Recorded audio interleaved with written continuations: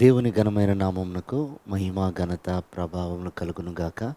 వీక్షిస్తున్న మీ అందరికీ కూడా ప్రభువైన యేసుక్రీస్తు నామములో శుభాభివందనాలు తెలియజేస్తున్నాను.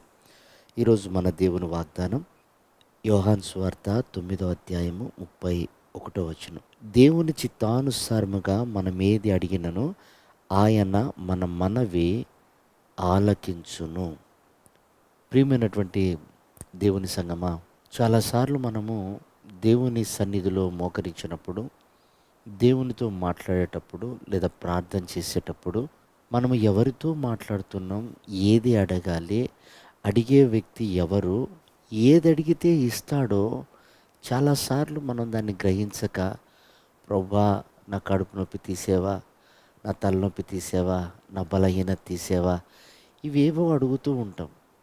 వాటికి ఆయన అడిగే పని ఏముంది? ట్యాబ్లెట్లు వేసుకుంటే తగ్గిపోతాయి, అమృతాంజనం రాసుకుంటే తగ్గిపోతాయి. విచిత్రం ఏమిటంటే, సర్వశక్తి కలిగిన దేవుడు ఆకాశాన్ని భూమిని కలుగచేసిన వాని దగ్గర మనం ఎంత ఘనమైనవి అడగాలి. ఈ మనుషుడు చేయలేనటువంటి, ఎవ్వరి వల్ల కానటువంటి మనం ఆయనను అడిగితే ఆయన మనకిస్తాడు. ఆయన అంటాడు, దైవ చిత్తానుసారంగా అడిగితే నిశ్చయంగా ఆయన దయచేస్తాడు. ఏం అడగమన్నాడు? బైబిల్ సెలవిస్తుంది, పరిశుద్ధాత్మను మీరు అడగండి అంటాడు.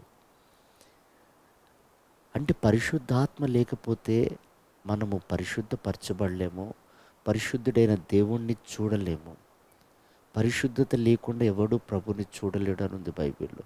మనం పరిశుద్ధులగుటకు పిలువబడ్డాం, అది ఆత్మ ద్వారా. అది అడగకుండా మన ఇంటి అవసరతలు, మన ఆరోగ్య పరిస్థితులు ఇవన్నీ అడుగుతూ ఉంటాం.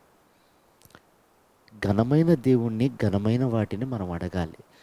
చూడండి, ఎప్పుడైతే మీరు పరిశుద్ధాత్మని అడగండి అన్నాడో, నిశ్చయముగా మీకు నేను దయచేస్తాను అన్నాడు. అంటే తప్పకుండా నేను ఇస్తాను అన్నాడు. అది ఎలా అడుగుమన్నాడు? ఒక ఉపమానం చెప్పాడు. ఒక స్నేహితుడు అర్ధరాత్రి వేళ తన స్నేహితుడి ఇంటికి వచ్చినాడని ఇంటికి వెళ్ళి తలుపు కొడతా ఉంటాడు. స్నేహితుడు వచ్చాడయ్యా, నీ దగ్గర ఏదైనా రొట్టె ఉంటాయని. అతడు తలుపు తీయట్లేదు, మరలా కొడతాడు, ఇంకా తీయట్లేదు. అలా అతడు లేచి రొట్టెలిచ్చేంత వరకు అతని తలుపు తడుతూనే ఉన్నాడట. దాన్ని ప్రభు ఉపమానం చెప్తుంటాడు. ఒక స్నేహితుడు వచ్చినప్పుడు ఒక స్నేహితుడు అలా తలుపు కొడితే మాటి మాటికి తలుపు తట్టడం మూలనిచ్చాడే, నేను అంతకంటే మీకు శ్రేష్టమైనవి ఇవ్వలేనా అంటాడు. కనుక ప్రియ దేవుని బిడ్డలారా, పరిశుద్ధాత్మను అడగాలి. అలాగే ప్రభు లేఖనాలు చెప్పిన విషయం ఏంటంటే, మీరు ప్రార్థన చేసినప్పుడెల్లా విశ్వాసముతో మీరు అడిగినట్లయితే మీరు దాన్ని పొందుకుంటారు అని ఉంది బైబిల్లో. అంటే మనం అడిగేది ఎలా ఉండాలి? విశ్వాసంతో మనం ప్రభుని అడగాలి. అప్పుడు దేవుడు దాన్ని మనకు దయచేస్తాడు. రెండవది, ఆసక్తితో మీరు అడగండి అంటాడు. అంటే మనం అడిగే దాని విషయంలో, ఆత్మ ఫలాల విషయంలో, పరిశుద్ధత విషయంలో, దైవ స్వభావాల విషయంలో మన ఆసక్తి ఎంతుందో చూసి దేవుడు దాన్ని సహాయం చేస్తాడట. ఏలియా మన వంటి స్వభావం కలవాడే. ఆసక్తితో ప్రార్థన చేసినప్పుడు దేవుడు కార్యాలు చేశాడు. ఏంటి తనకున్న ఆసక్తి?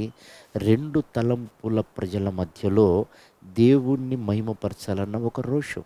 అంటే ఇప్పుడు మనకుండే ఆసక్తి ఏమిటంటే, ఆత్మలను కాపాడాలనే ఆసక్తి, అలాగే ప్రజలలో దేవుణ్ణి మహిమపరచాలనే ఆసక్తి కలిగిన ప్రార్థన మనం చేయమన్నాడు. కృపావరాల కొరకు ప్రార్థన చేయమన్నాడు. అడగండి, ఇవి ఇస్తానన్నాడు.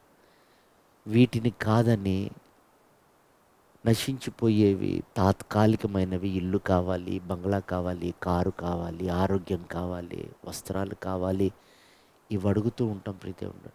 అవి అడగొద్దని కాదు, అడగక మునిపే ఇస్తానని మాటిచ్చాడు కనుక మనం అడగవలసి అడుగుదాం. అలా అడిగి పొందుకొని ప్రభు రాకడికి మనం సిద్ధపడదాం. అట్టి కృప ప్రభు మనందరికీ దయచేయను గాక. ఆమేన్.